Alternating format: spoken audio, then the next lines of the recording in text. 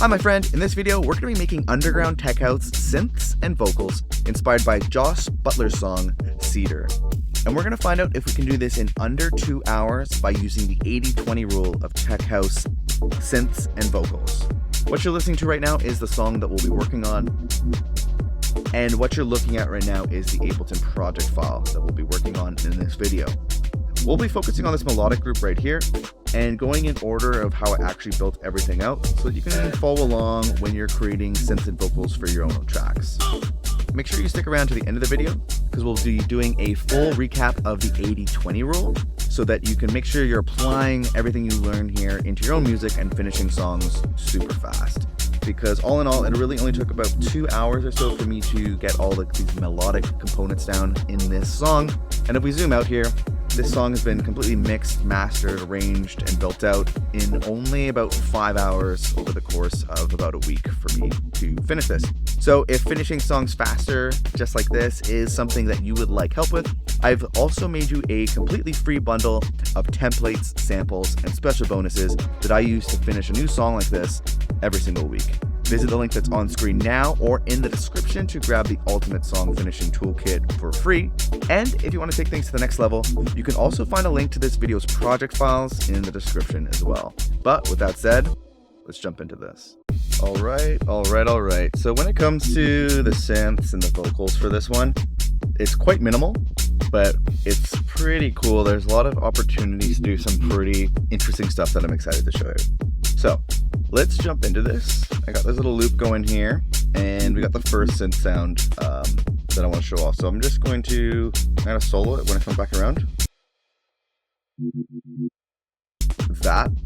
And let's just do it again, kind of in context.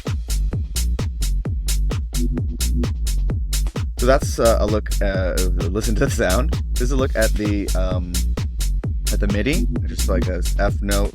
I think it might be on triplets. Let me double check. Yeah, it's on the triplet grid right here. So if you see this line's matched up. But if I turn off the triplet grid, it's actually off the line. So just an interesting little pattern there. Just the main way I was able to get that was by referencing the track. So what we have is the reference track here in the tune, and basically, yeah, the idea is to have the reference track in here, and you turn it off, and then when you can map the S key, so you can flick back and forth. And listen for the wub wub wub. So it's similar, right? Basically, how I did the that way you can flick back and forth to get the notes right, and you can flick back and forth to get the sound right, and then you can flick back and forth to get the volumes right. And that's gonna really be a big part of the 80-20 rule here. So in terms of the sound, how I got this sound was this over here. I just looked for like wub and like, basically I was looking for wub in splice, found something similar, and dropped it in here. It is the same key of the tune, so I changed the root. And if you drop in a sample like this, it'll be with Ableton Simpler device. If you right click it, you could turn it from simpler to sampler, or in this case, you could turn it from sampler to simpler. What you want to use is Ableton Sampler here, because if the key is F, you could change the root to F, and that way it'll adjust so that you're playing the right notes, or else everything will be like up a couple semitones or whatever. It'll be kind of not playing the right note. So this makes sure that you're playing in the right key and the keyboard works appropriately. So once the sound has been selected, you could obviously figure out how to do this with sound design. I have no idea how to do that, so I like using samples. And then in terms of the processing, I'm running into, for the most part, the standard channel strip that I have. So what we're doing is, for this one, we are cutting off a bit of the lows, so it's making room for like the bass and the kick to be dominating that. And then I'm just shelving up some of the highs, so it's a more natural way to remove some of the highs to help it like nestle into the rest of the tune. Then I'm doing a little bit of the one knob sidechain. So this is just an Ableton shaper device in like the LFO tool shape, going to quarter notes, which is what the kick's hitting at anyways, and then it's just ducking volume. So this way you don't have to like map a compressor and adjust the threshold and ratio and all that annoying stuff. You can just one knob dial it into taste and move on. Similar thing, I have a saturation device from Ableton Saturator. It's just Ableton Saturator with the drive mapped to the one knob. That way I can just quickly adjust that. And the idea with the saturation here is to fill up the sound a little bit, add some of those extra harmonics, and kind of add a little bit of grit to it too. Then I do have this auto filter, but this is more of an arrangement trick. Right now it's built, well, that's actually part of the sound as well. I'm also using this to roll off a whole bunch of the highs. And then also you can see I have it automated here. So at certain points, it'll bring up that sound or bring in more of the highs throughout the arrangement. And then I'm using this LFO tool to do something, and I'm not sure what it is. Let's see, I mapped to a frequency. Yeah, I'm not 100% sure what I mapped to on this one, to be honest, but it's doing something somewhere to slowly make the sound evolve and change over time, which is the idea there. Then let's move on to one of the next sounds, which would be moving over the loop marker. So let's have a listen to this laser sound. And adjust the loop marker because we want to hear that again. Can you hear that? So this is kind of like if you listen to the original track, that was a sound. I just went for a slightly different laser sound. And so the idea is I just found some kind of like laser sound on Splice, dropped it in straight into here. And then in terms of any processing, I threw in this crystallizer, which is a really cool, like granular delay basically. So if you hear the initial hit, there's some very subtle, interesting, weird delays. So I really like that. I think it's a cool sound. And we're just removing a bit of the lows to make sure it's not interfering and overlapping with any of the low important stuff like the bass and the kick. Then we're doing a little bit of one knob sidechain, so we're pumping it for that cool groove. And again, making room for the kick, some saturation to fill out the sound a bit. And then I'm finally dropping it into this effect rack, which is just Soundtoys Pan Man. And I have this this pan, just moving it around the stereo field, just it's kind of interesting and moving kind of thing. This is also layered on top of this additional sound, which is an interesting, just birds. Listen again. And then I'll solo it one time because it's very subtle. So it's that sound in there. If we listen to the reference, I don't know if I hear too much, but I want to kind of combine it in a way so they mix together. So they're together. So it's almost kind of making one sound in a way, which I think is really interesting. So this is just like random ambience track of birds in a forest or something that I just kind of cut out. I think I might have found it in Splice. And very similar processing. So we're just removing some of the lows, so it's not interfering at all. A little bit one knob side chaining for pumping, and then I think we're moving things around with the Pan Man again, with just like a different setting there. Then let's move on to the next element, which is this stream water thing over here. So let's jump over to here, and we'll set the loop here. And let me actually turn on the stream water. So let's have a listen. You hear the water? Let's jump back to the beginning and I'll solo it. So let's just, again, kind of interesting water sound. So let's go back. And if we listen to the reference, you hear that like down sweep kind of thing. You could get a down sweep for sure and use this, but I felt like getting weird with it. And that's why I was kind of really excited about building this one out. So instead of a down sweep, I use this like stream water kind of sound. So that's the other one. Similar, but different for sure. And I think it's really cool. And then also here, I want to show you the bird sound here. So listen right here to the birds. You can slightly hear the birds. And then in the reference, it sounds like this. That little shaker kind of sound. Instead, I went for the birds. It's soloed. So instead of like a shaker sound, it's almost like birds fluttering. So went for something a little different. I really love that about sampling. You can get lazy or fast with it, depending on what your perspective of it. But you can also get crazy creative, which I'm a really big fan of. So next, let's have a look and a listen to the vocals. So let me just turn them on. Let's have a look and a listen to it.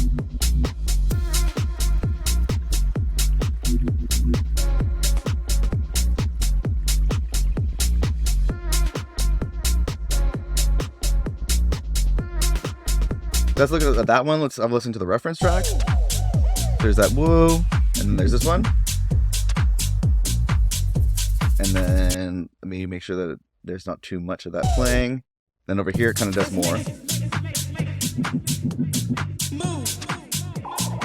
So basically what he did was found like a cool, like ravey dia kind of like sample. I went for something more pussy, I would honestly say. I think this sounds more Let me get it back for you. Way more like chill and subtle.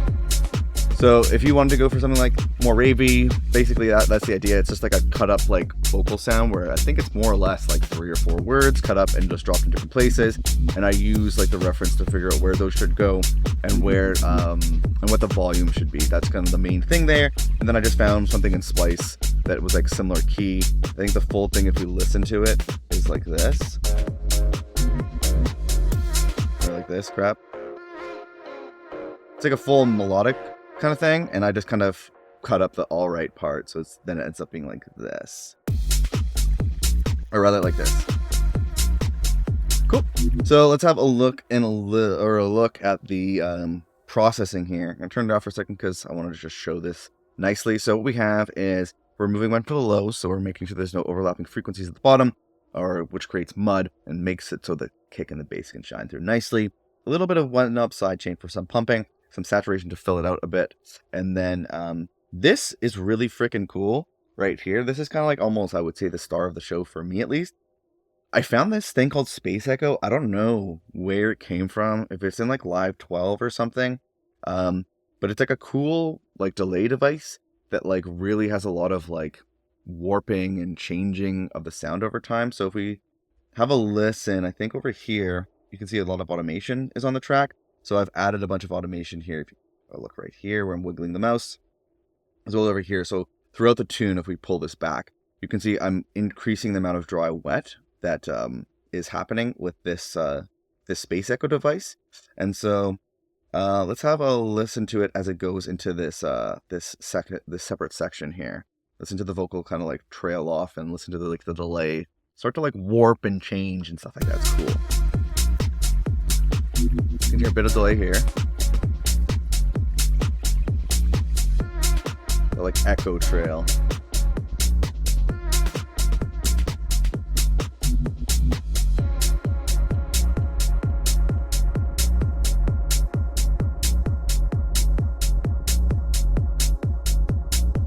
It's cool. It just sounds really nice and it lasts like forever. So one other thing that I did do is like if we listen to the intro,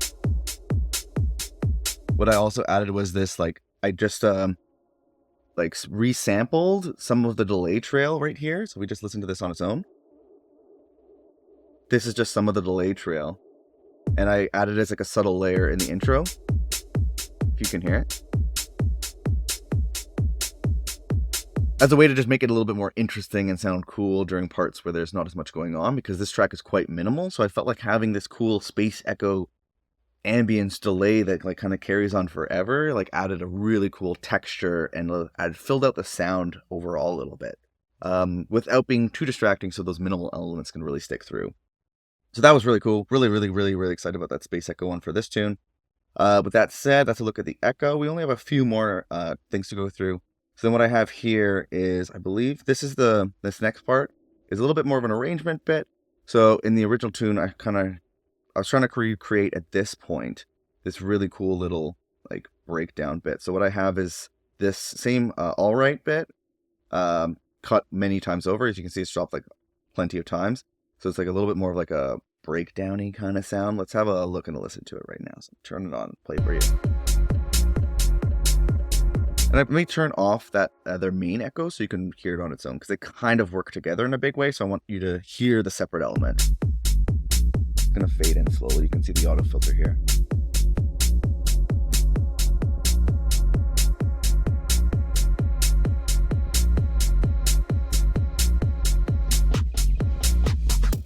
So basically it's just that yeah part duplicated over and over again. So it's almost like a little build up, like that kind of like almost EDM-y build up in a way. Removing a bunch of the lows, a little bit of sidechain for pumping, and then I've just mapped the auto filter here so that it's like slowly bringing in the highs, so it's like building in. So that's kind of cool. And then I just muted it at certain points, so it's kind of like moving with the fill of the drums. So those like snares really cut through, and it kind of sounds like a fill. So that's pretty cool. And then it also is in this section here. So let's have a listen to this. I think it's a break here, right? It is a break. So let's have a listen to how it works with the break. Oh, let me turn on the vocal too.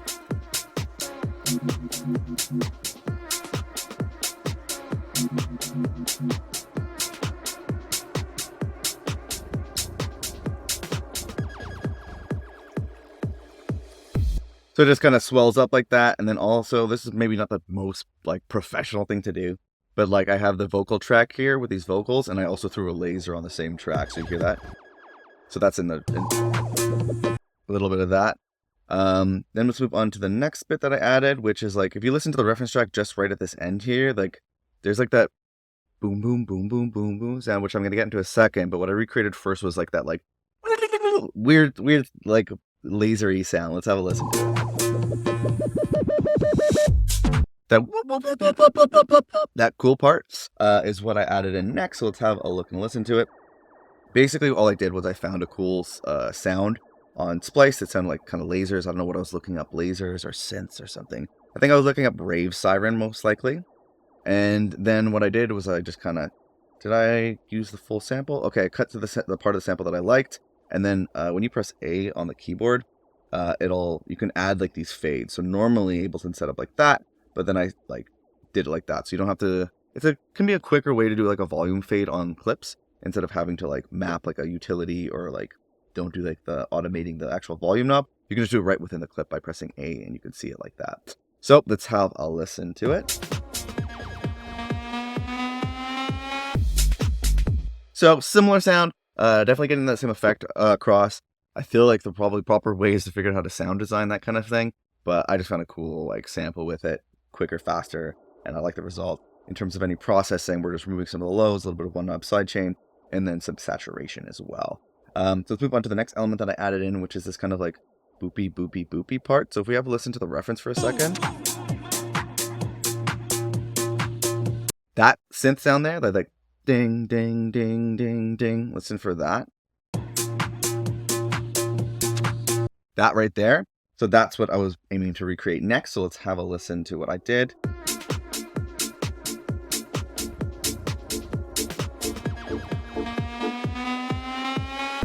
Cool. So we're going to get into the next part. I'm really excited to show you this next drop. But what I chose instead of like that kind of like synth sound, synth plucky sound, was I found like a cool Rhodes pluck kind of sounding, Rhodes like chord stab pluck kind of sound in Splice. And you'll see why in a second, especially once the next drop comes in. I'm a big fan of Rhodes sounds, so I decided to try to switch it up.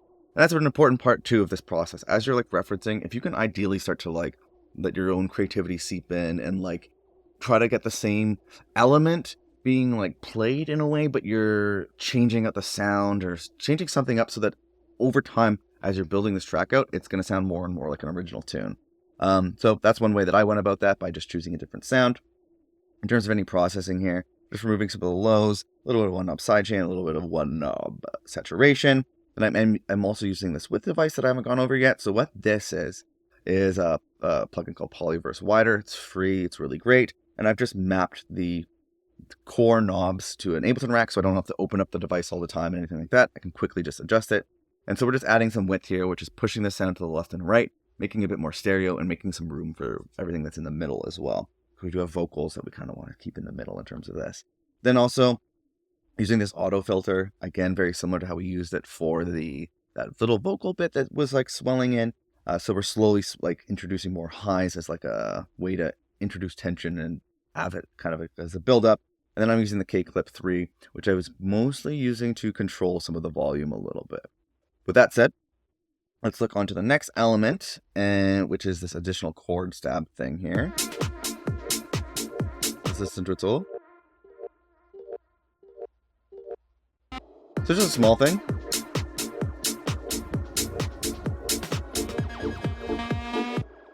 So it's just kind of, it's actually like, I think the way that this ends up working, if you can see like how these are like not fully lining up, kind of creating a little bit of like a polyrhythm, which I think is kind of cool. And it's almost just a small additional layer. And this sound comes in on the second drop. So it's a way to kind of tease an element that's going to be important soon. So basically all it is like, listen to it solo for a second. Little Rhodes like the-ling kind of sound. In terms of processing, not much going on. Removing some of the lows with the standard channel strip stuff here, a little side chain for pumping, saturation, and then same thing with the auto filters, swelling it in. But now let's move on to the next drop, where I really love this part. So actually I'm going to show you it from the drop into it, and then we'll kind of have this looped and I'll go over it. So what we're going to be looking at here is these two Rhodes elements that we added in as kind of part of the build up during this break is a really cool way to tease in what's going to come in next, because we're using similar sounds in like a interesting way. So let's have a look at what we're doing.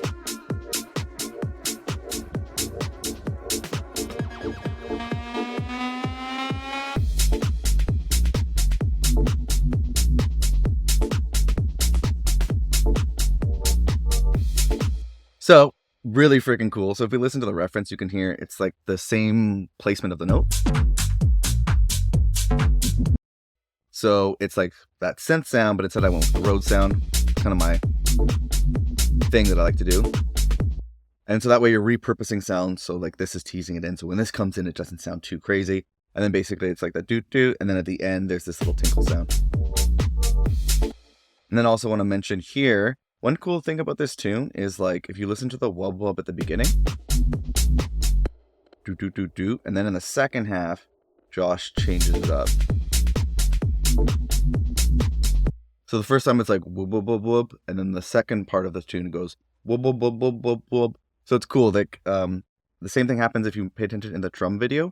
First half has more simplistic drums, and then the second half adds a little bit of extra something going, like a little bit of more fill kind of sounding elements with the snares or the claps. So a little extra complexity in the second half, which is cool. So there's like a journey, there's like a development, some kind of evolution throughout the track, which is super freaking cool. Yeah, that's a good look at that. And then I also added in this additional element here. Let's take a look and listen. I was never using that actually. That's some part of the tune. I think I might have was thinking about using it. So that's not anything there. Let me have a look over here. Is this something? Okay, yeah. I did add this. Let me bring that volume down. It's like, I think too much. So then I don't know if there was something like that in the original. Not really. So this is just I'll go over this real quick because it's just a small thing. I wanted to make it so that the second half of the drop had something a little different added to it. So basically I just found this kind of like yeah thing. First it's up and then pitched down. Well, first it's pitched down and then it's pitched up. So basically just kind of like adding an additional element so that there's a little bit of evolution continuing throughout my arrangement, and again, making it a little bit more unique from the original tune. Nothing too crazy. Removing lows, high shelving out some highs, sidechain, saturation, a bit of width. And then I think one last thing I want to go over this before ending this one is if you have a look, there's a lot of call and response going. So it's like first there's the then there's the chord stab, then there's response with the boom, boom. So like nothing's kind of overlapping. There's always like a call and response, and everything's taking up its own space, which is really cool, especially with this kind of minimal style of tunes. So yeah, I think that's a pretty good look at this one. So I want to quickly say that this before we jump into the 80-20 rule, to go over all of this in like detail, so you kind of have the core elements of how you want to reapply this 80-20 rule to your own productions. Before we do that, I want to mention that this video is sponsored by our good friends over at Rocket Powered Sound. They hooked us up with the kick that's in this, both kicks that we're using, some claps and snares, and it's part of their Ultimate Sample Pack, which is a pretty badass sample pack filled with over 1,000 iconic sounds. If you want to check it out, there is a thing on screen right now. Use the code Ultimate Best Friends Club and you can get 30% off of that Ultimate Sample Pack. So yeah, thanks again to Rocket Powered Sound for sponsoring this one. And yeah, with that said, let's jump into the 80-20 rule for this video. Hi, my friend, Matt from Best Friends Club here. And if you've been paying attention, then you've probably figured out what the 80-20 rule is when it comes to creating melodic elements like synths and vocals for your music. The goal here is to get 80% of the result with only 20% of the time, energy, or effort. And because the first key to the 80-20 rule when building out your melodic elements is to use a reference track, we are making sure that we're effortlessly hitting 80% of a very professional benchmark. In particular, we use that reference track to focus on playing in the right key, following a similar rhythm, and selecting the right sounds. This just keeps things fast and focused. The second key is to mix as you go in an extremely streamlined way by only focusing on the volume of our sounds compared to the reference track, as well as using a simple repeatable channel strip for each track that we add to our songs. The third and final key is that you don't want to reinvent the wheel each and every time, so you should start a practice of repurposing your old project files by adding old project files, racks, and groups to your collections area in Ableton. By creating a suite of powerful templates, Ableton racks, and one-knob effects that you've personalized and curated over time, you'll be able to get a higher quality result faster. If you'd like to get a head start by downloading all the racks, templates, and all the files that you've seen me use in the Ableton project file for this video, or if you'd just like to take a closer look at any of the techniques or tracks you saw me work on in this video at your own pace, you can find a link to this video's project files on screen now and at the second link that's in the YouTube description. I'm recreating a different song from the Beatport top charts every single week and making the project files available to anyone who wants them. You'll also get access to a private Discord where you can ask me and the community questions, as well as share tracks for feedback. If you or your music are not quite ready for a shot in the arm like that, I've also made you a completely free bundle of templates, samples, and special bonuses that have helped me figure out how to completely finish one new song each and every single week. And you can grab that free Ultimate Song Finishing Toolkit by visiting the first link that's in the YouTube description here. However, if you just feel like staying on YouTube for now, that's totally fine. Save that link for later, and check out this playlist of videos where I remake other melodic elements like synths and vocals from other songs in the Beatport top charts. Or if you want to take what you've learned in this video to the next level, check out this video right here.